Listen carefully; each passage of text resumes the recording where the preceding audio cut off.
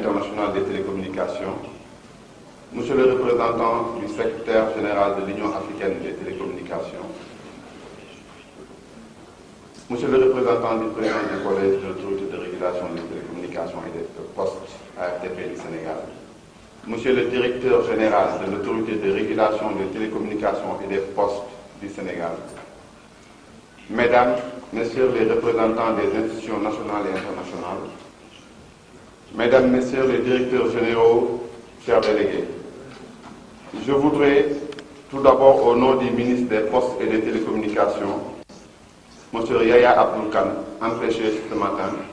souhaiter la bienvenue à Dakar à l'ensemble des délégations qui prennent part à ce séminaire régional sur les radiocommunications. Vous me permettez tout d'abord de remercier en son nom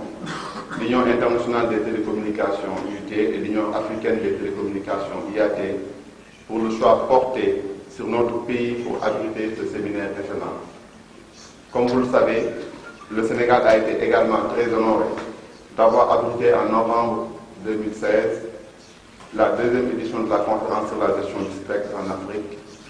qui avait vu une participation exceptionnelle d'experts régionaux et internationaux de qualité. Encore une fois, la communauté africaine des radiocommunications se retrouve dans notre capitale pour traiter de la question des fréquences hertziennes qui constituent une ressource rare pour l'ensemble de la planète et dont la gestion requiert la mise en place d'un système efficace et d'une coopération efficiente pour faire face à la rapidité des transformations technologiques et à la convergence des services. Mesdames et messieurs, il me plaît de rappeler les grands moments de la dernière conférence mondiale des radiocommunications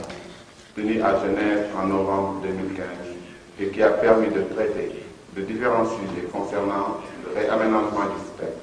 des fréquences, aux fins de l'utilisation efficace des ressources radioélectriques et des orbites pour les satellites géostationnaires et non géostationnaires.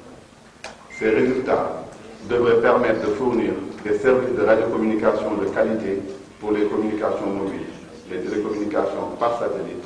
les transports maritimes et aéronautiques, la sécurité aérienne et la sécurité routière, de même que pour des fins scientifiques en rapport avec l'environnement, la météorologie et la climatologie, la prévision des catastrophes, l'atténuation de leurs effets et les secours en cas de catastrophe.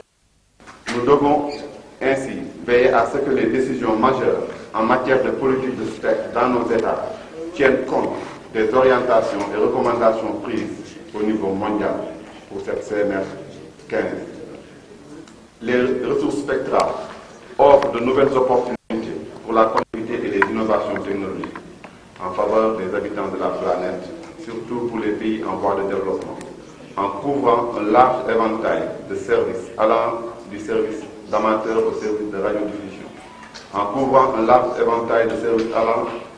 en passant par le large spectre mobile, notamment avec les fréquences additionnelles nécessaires pour le déploiement de la 4G et de la 5G, la transmission par satellite avec le service mobile et le service fixe par satellite,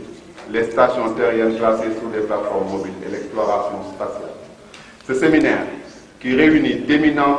experts et professionnels des télécommunications, permettra le renforcement des capacités des participants et sera une opportunité pour notre continent de profiter pleinement des travaux dirigés par l'Union internationale des télécommunications. C'est l'occasion aussi pour les participants de mieux maîtriser la gestion du spectre, notamment les outils et les procédures associées à l'inscription des assignations de fréquences dans le fichier de référence international,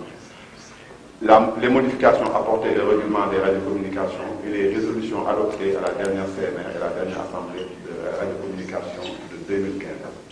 Plus important encore, les travaux de cette semaine permettront de partager les bonnes pratiques relatives à l'utilisation du spectre pour les services de terre et les services spatiaux. Enfin, le forum sur les enjeux et perspectives pour l'Afrique par rapport à l'ordre du jour de la CMR 19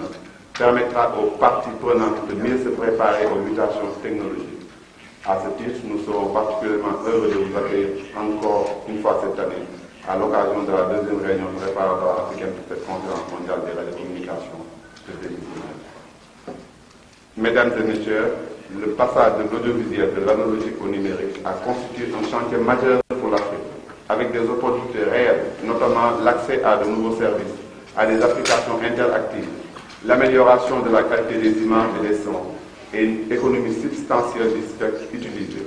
Pour terminer, je voudrais féliciter chaleureusement l'ARTP pour sa collaboration dans l'organisation de cette importante rencontre.